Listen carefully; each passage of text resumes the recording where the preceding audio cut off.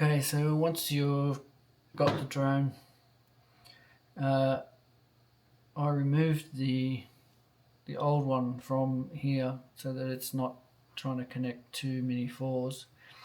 I do have another drone connected to this, but so then we're going to go into the best way to do that is I'm just going to hold this power button down. Okay, so that should be in the mode to connect it. Searching for aircraft.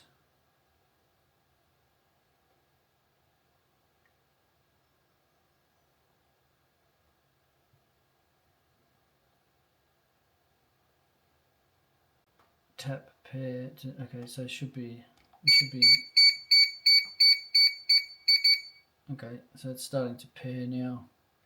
SD card, activate DJI, agree, you must agree, you can read through the agreement. So yeah, both the drone and the controller have to go into pair mode. That was the problem that I was having.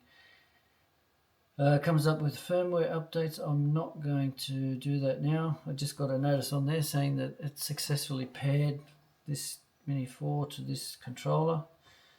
Okay, so now we can see the Mini 4s on there. Go into the profile, check the device management. Okay, so we can see it's green. That means it's ready to go. So that should be enough now to make it fly. Going to go fly.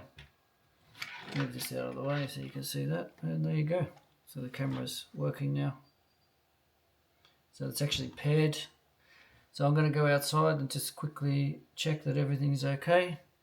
And that's what you do when you get a new replacement. So yeah, you have to pair, make sure both the drone and the controller's in pairing mode. Otherwise, yeah, it won't work. Thanks for watching. Bye.